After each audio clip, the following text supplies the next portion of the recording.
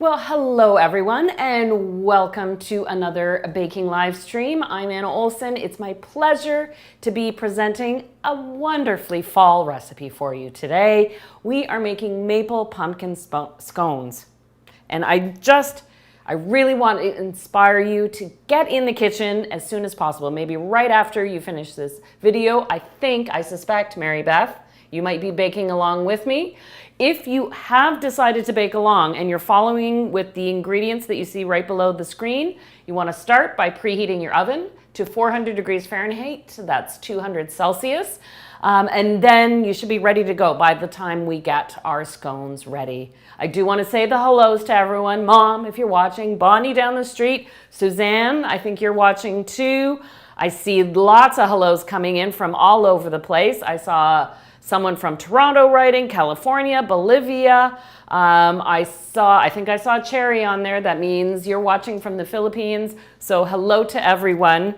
But here in Southern Ontario, the weather has instantly changed. I was making banana bread a week ago and it was kind of warm. It was about 26 degrees and humid. And all of a sudden this morning it was 8 degrees. So in comes the pumpkin spice and all things autumn. Let's get started. I love making scones, especially because they're best made by hand. I know it's tempting to pull out the mixer, but I really like getting in there with my hands when it comes to making scones. Now, a pumpkin scone recipe is a little different than a classic scone in that we're adding more moisture with the pumpkin puree. And so the ending texture does have that flakiness, but it's a little bit cakier. But like a typical scone, I don't like to make these terribly sweet. Hello to you in Kuwait and Australia, New Mexico, Florida, Chilliwack, BC, Guatemala. It's great to see all of you watching from everywhere. Of course, you know I like to ask for the likes when you've got it. Let me get right into the recipe now. I've already got my flour measured in the bowl, and you'll see there's a fair bit of baking powder called for in the recipe. A tablespoon. And for those of you watching in Australia, that means 3 teaspoons, because I believe, if I have it correctly, an Australian tablespoon is the equivalent of 4 teaspoons. So that would be 45 milliliters by volume. If you're watching from Australia, I'd love to hear back from you to verify that I have that actually correct. I add my little bit of salt. And let's talk about the spices. Because making pumpkin scones is about that, it's a cozy bake is what my friend Kathy called it. It makes the kitchen smell delicious. It gets you right into the spirit of autumn. And so for the spices, I've got a combination of ground cinnamon, ginger, clove, and allspice. You can put nutmeg in to really round it all out, but I find with these 4 spices in combination, you don't need the nutmeg necessarily. Oh, Mindy, so glad you liked our cooking class at Relish. We did that during the summer. What you can use, if you have a pumpkin spice blend that you prefer, you can use that. And this volume of spices, the cinnamon, ginger, clove, and allspice, adds up to 2 teaspoons. So if you have a pumpkin spice blend, that's what you can use in its place in that measurement. I'm just going to give this a quick little stir to combine. And it will be... Oh, Queenie, hello, nice to see you. Welcome back. And I'm glad you're into the pumpkin spice season 2 in the Philippines. When you make scones, I have yet to see a recipe that calls for anything but cold butter. And so kind of like making pie dough, you want to work with the butter cold so that you don't overwork it into the flour. And I find the easiest way to do it is using a good old box grater. So I have a question for all of you to put out there. So think of the tools you have in your kitchen, and maybe you have some new fancy tools or a new set of bowls or measuring spoons, but don't you have that one tool that you've had forever, and even though it may be kind of old or bedraggled and maybe should be replaced, you for some reason still love it and won't get rid of it? How long have we had this box grater, Michael? Like 25 years? 25 years. 25 years. And I have other box graters. I still go back to this one. For some reason, it's my favorite. So I am taking my 115 grams or half a cup of cold unsalted butter. So it just came right from the fridge right before I went live. And I'm going to use the coarse side of the box grater and grate it in. So tell me, please, I'm looking for what, oh, Jenny's asking for petit fours. That's a long live stream. So I will consider that. It'll take some preparation and swaps, but that might be a good one for around the holiday season, wouldn't it? I'm grating the cold butter. So right now it looks like grated cheddar cheese, but it makes it so much easier to work in and to work in more evenly. I think I like this older box grater because it's not quite as sharp as those new laser cut box graters I have, and I have scraped my fingers on those more than once, and so I keep going back to this one. I'm gonna pull all the butter from inside. There we go, slide that out of the way. I was smart and got myself a wet cloth because I knew I would get a little messy during this. And so now I'm just using a pastry blender to work the butter into the flour. First you toss it around to coat it with the flour so you don't get big clumps. And then now I go back and forth with a bit of a twisting motion into the bowl. So I'm breaking up the butter. It's not going to work into the flour. It's not, when you compare the ratio of flour to butter in a scone recipe compared to a pie dough, this is not as butter rich. So there is actually less risk of overworking it. But when it comes to considering the temperature of your ingredients, your butter is your guide. So if a recipe calls for cold butter, then you can pull your egg right from the fridge. Or if there are other liquids that come from the fridge, they can be cold from the fridge. If your butter is at room temperature, if it's called for to be soft in the recipe, your other ingredients should be the same. So while I'm working this in, oh, Jay, watching from hot and humid Barbados, are you still feeling the pumpkin spice vibes? Even though it might be 35 and you're looking at palm trees and a beautiful beach. I've been to Barbados. What a gorgeous place. Oh, Christine's talking about her mom's hand-cranked food mill. Oh, great during canning season. My husband just roasted a whole bunch of tomatoes. You didn't use a food mill though, did you? No, you left them whole. Oh, and we're going to talk about the pumpkin puree because I see that question coming up and it is a very good question. Oh, Davo loves the banana bread from last week. That's great. You can catch that recipe right here on the channel if you missed it. Oh, and Ola from Barcelona. Oh boy, we'll be there at the end of October, but just for one day. Okay, now that I've chatted my way through this, and you can see, would you mind switching to the overhead cam and I can show that the flour still looks very floury and dry, but these little pebbles of butter are now evenly sized. So now I can stop with the pastry blender and I'm gonna switch to my hands. So if you have seen me make scones here on the Oh Yum channel before, you will have seen this technique. So you pick up some of your dough and you flatten it between your hands, and there you can see those little pebbles all of a sudden flatten out, and that's what helps build the flakiness in the scone. You want to be able to pull it open at a nice natural break point so you can slather it with butter or apple butter or preserves or cream or just more butter. So just a few pressings, and even in Barbados when it's hot, because of the lesser amount of butter compared to a pie dough, there's really not a risk of overworking it at this point. And it is a gratifying sensation, I have to say. Oh, okay, Diego's saying when we go to Barcelona, we have to try panelets. Oh, I'd love to hear more about them. We'll look up what they are. Oh, Victoria, I'm glad this technique works for you. And the blueberry scones you just made. I think Michael is looking up panelets right now. 1 and 2 L's, E-T-S. So now that I've got this mixture flattened out a little between the palms of my hands, it's time to add the liquids. So I've got my pumpkin puree, 175 mil, 3/4 of a cup. I didn't put a weight because it really can depend on the pumpkin itself. If you roast your own pumpkins, you can use that. A lot of people this time of year will start buying pumpkins.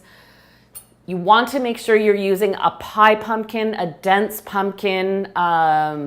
What's the French variety of pumpkin with the white skin? Fairy tale. The fairy tale that's got Cinderella. the Cinderella pumpkin that's got a lot of meat when you cut inside of it. You can't use the jack-o'-lantern style pumpkins, the ones you carve for Halloween that they're fibrous and they're watery. You will not get the flavor, the concentration to really bake with. You can make soup from it, don't get me wrong, but for baking you need that concentrated sweetness and flavor. So a good pie pumpkin, you split it in half, scoop out the seeds, you put it face down on a baking tray, pierce the skin with a fork, and in a 350 oven, you cook it for about half an hour until it's tender. You'll see it start collapsing. Cool it, you just peel the skin right off, puree it, and then you can freeze it. If you are using tinned pumpkin puree, make sure you're buying just the plain pure pumpkin puree, not the pie filling, which has the sugar and the spices already added to it. So I have the plain pumpkin puree here. Our pumpkins aren't quite yet in season. You can see them when you drive by the fields. They're there because the leaves around them have now died, but they just need a week or two to kind of come along and then they'll be available. I do add an egg to this recipe. Yes, Cinderella pumpkins, they are great for baking. And for sweetness, you'll notice I didn't add sugar to the recipe itself because I am relying on maple syrup. So half a cup of maple syrup goes in. If you don't have maple syrup where you are, you can use a mixture of honey with water to thin it. Honey is thicker and sweeter than maple syrup, and so you don't want to add a half a cup of honey to this recipe. It would just be over the top sweet. So I would cut it in half to a 1/4 cup or 60 ml and replace that volume with water. So then you'll get the right texture, but mellow out the sweetness. And the honey with pumpkin would be just as delicious. I'm giving this a little stir, mostly to blend in the egg into the pumpkin and maple syrup. So that way when I add it to the dry mixture, I'm not over mixing it at that point. Oh, wonderful. Stephen, I'm glad you like the puff pastry recipe. I love that inverted method. It really does work. A lot of people are I'm seeing lots of people talking about the scones you've been making. It's just that time of year. We're ready for it. So now I'll add my wet mixture all at once. And I'm combining this not until it's completely blended. I still want to leave a bit of the flour visible. So I'll just get this going. And like I said, I get in there with my hands with this recipe. It will be softer because of the pumpkin, the egg, and the maple. It will be softer than a typical English scone recipe that has the milk and sometimes an egg, sometimes not an egg, depends on the recipe.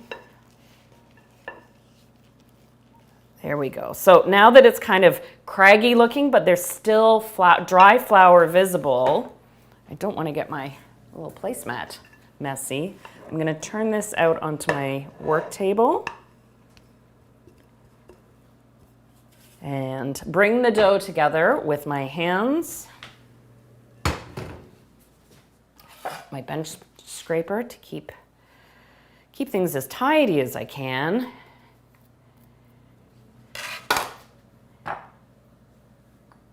And if you have a little extra flour, you can dust it on your hands, or you can even use some of the flour left from the scone dough. So I'm just going to flatten and fold over the dough to just build in that a little more flakiness. While it's not a flaky style of dough, a pumpkin scone isn't typically flaky. Let's give it every opportunity to be flaky.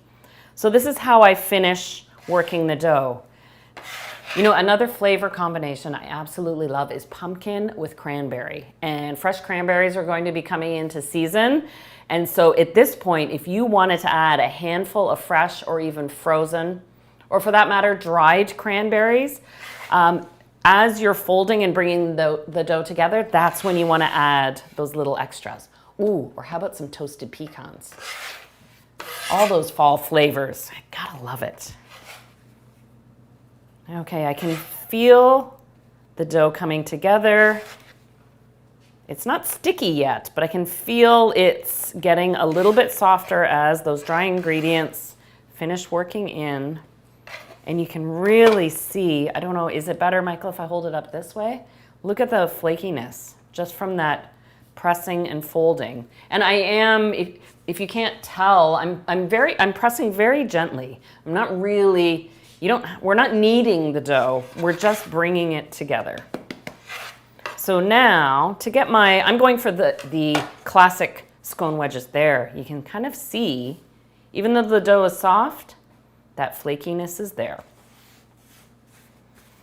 I'm going to shape this into 2 discs. You could pull out your cookie cutter and cut rounds or other shapes if you wish, but I'm going to go for a classic wedge.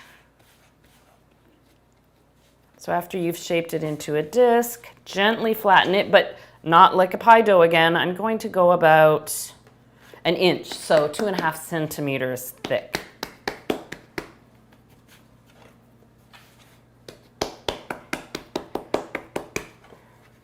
And we don't want them to be so perfect that they look like they're machine made. These are not AI scones. They are the real deal. They taste delicious.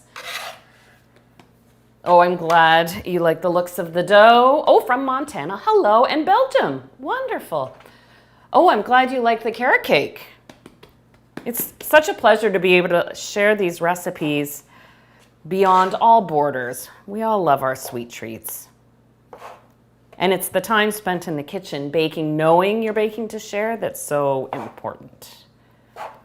So I cut my disc in half and then cut it into wedges. Let me pull my tray up so you can see here. And I'll just give them a good amount of breathing room. For this recipe, I've gone with slightly smaller scones, but you'll be surprised actually how they expand with that. Because of the moisture from the pumpkin and all that baking powder, they really do puff up significantly. So if you think these are too small, just wait until they come out of the oven. So in half, and then each semicircle gets cut into 3 wedges.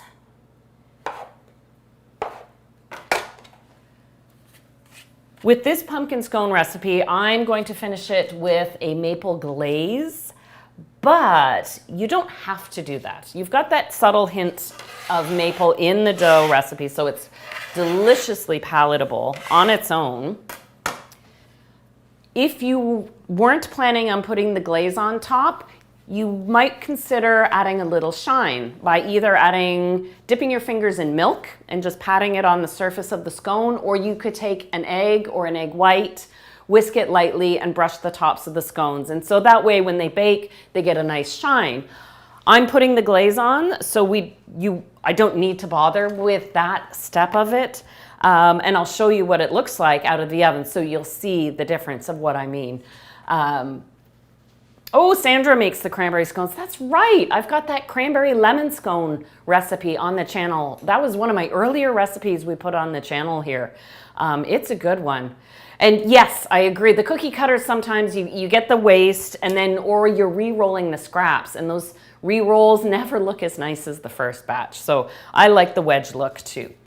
Into the oven they go. Now, these take 15 to 20 minutes, and you will see how much they grow. And you want to see a nice even browning on the bottom. So before I pull them out of the oven, I always take one with a tea towel, look at the bottom. It will be a nice golden brown on the bottom, and you know you're ready.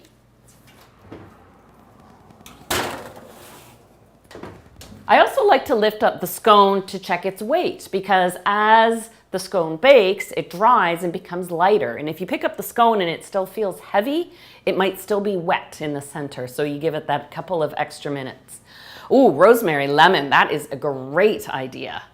So out of the oven, because you want to glaze your scones when they've cooled. I've already baked off a batch, but before I go any further, I'm going to set the timer. I'm going to set it for 12 minutes. Just so I always set the timer a few minutes before what the bake time says, just to take a peek, because you never know. So you can really see, this is that exact recipe I just made, how they grow and expand. They do crack a little bit on the surface. That's part of the recipe, but that's what I mean about that even golden brown on the bottom of the scone, and it's got a nice lightness. So these are ready to glaze. Oh, Sair, I'm so glad you like the new book. And this recipe is from my latest cookbook. It's called Baking Wisdom. It is available everywhere, so there are details. I have a whole Baking Wisdom series right here on the Yo Yum channel, and there are details about the book there if you're interested. But because I've got you live, I'm going to get right to the glaze. So I've got my icing sugar, traditional for a glaze. And I'm going to add a little bit of water, but I'm going to see how much I need to add later, because the other two ingredients you'll see on that list to really give the glaze a bit of character. It's not just about the sweetness. I've got a couple tablespoons of maple syrup, and I've even melted a tablespoon of butter, and I really find that gives a liquid glaze, a beautiful satin finish to it. If you're going to completely cover your scone in that glaze, then that little bit of melted butter, it helps the glaze set up, and then you get that perfect, as I said, that satin finish. Makes it easy to work with. So I'm gonna just give this a whisk until it's nice and smooth. You don't have to bother sifting your icing sugar when you're making a glaze like this, because the sugar dissolves anyhow. So any remaining lumps, just give it an extra mix and it'll be mixed right through. Oh, we've got Maria Elena from Guadalajara watching. Oh, Celine, you asked a brilliant question. Can the melted butter be brown butter? Oh, yes, that is a great idea. And I wish I had thought of that before the book came out, because that would have made it. That would be delicious. Now you can dip the scones if you want. You can drizzle. Let's see what it looks like with a drizzle. I want full coverage here, so I want to make sure I get a lot. Yeah, the drizzle's nice, but I think I really want to brush the glaze so it just covers every bit of the top. And you'll see, while it looks kind of uneven when it first goes on, it settles into those little uneven cracks, drips a bit off the side in an appealing way. But then, because of that butter, it starts setting up. So it doesn't take too long to set up.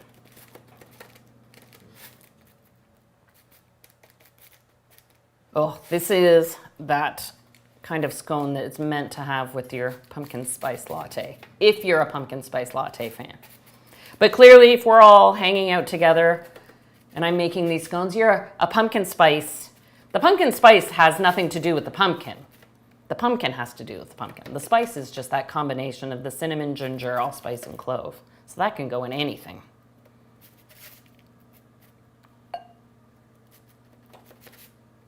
I do like how the glaze really sets out that texture and character of the scone. And those first few I did are already starting to set. If you need to add a little water to your glaze, if it's starting to set on you too quickly, feel free.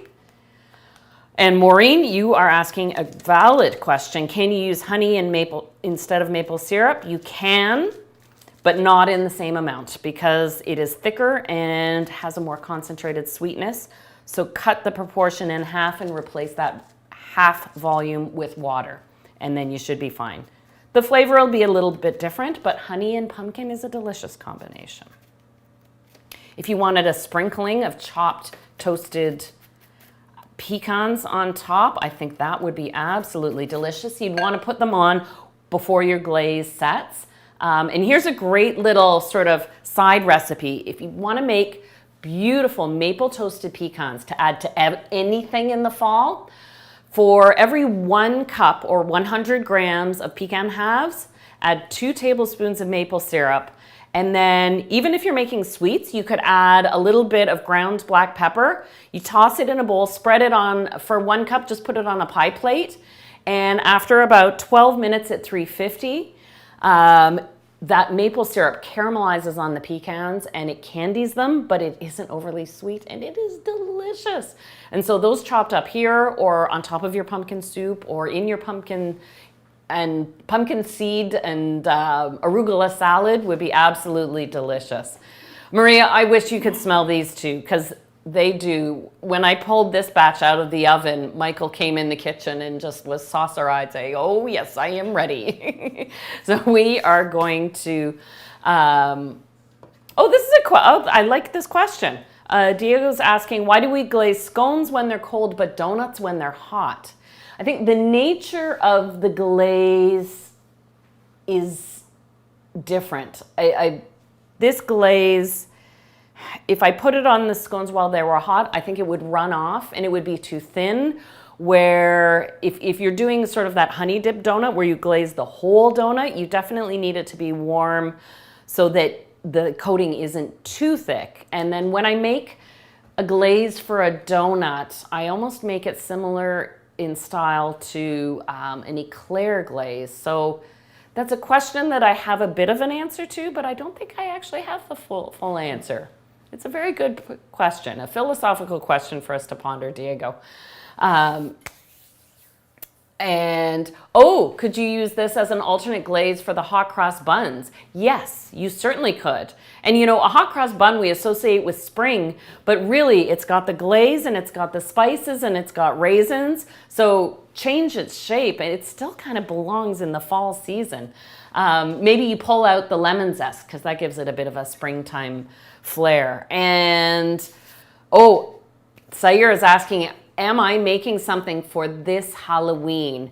Now, Rob, our channel manager, he's on the other side here, running things. We were talking about our fall live streams, so this brings up a very good point. We will be in a different time slot. So those of you who are up super early in the Philippines or Indonesia right now or Australia watching early, we will be at 12 noon Eastern time, which means that's it's late at night, so around 12 o'clock your time.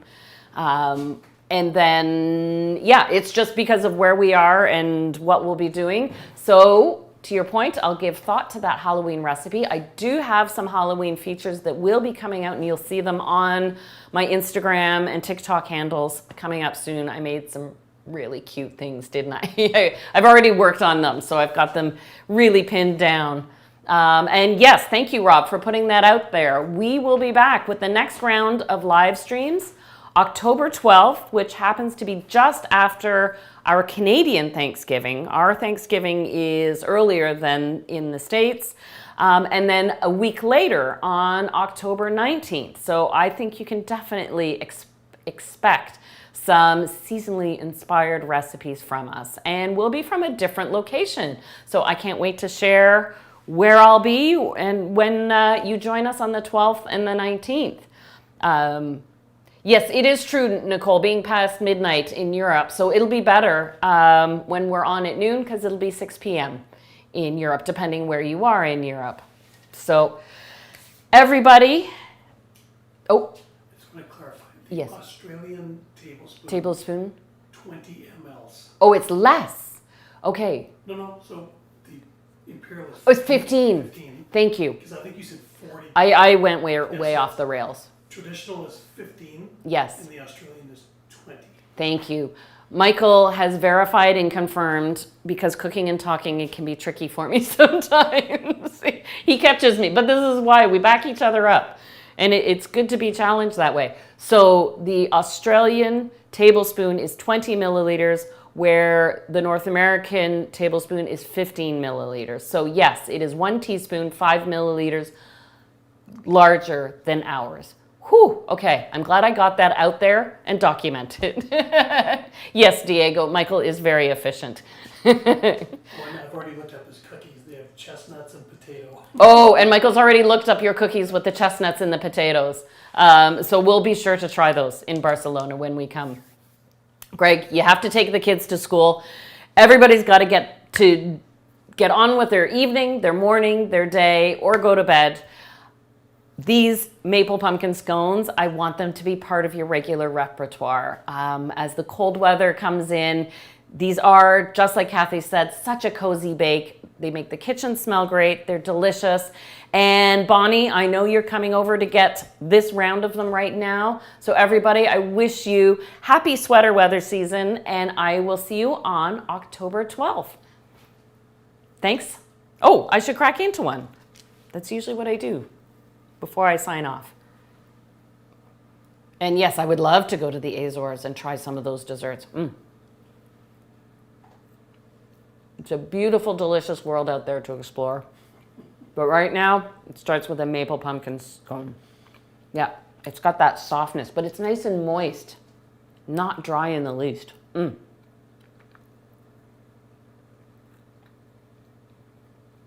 Cheers, everyone.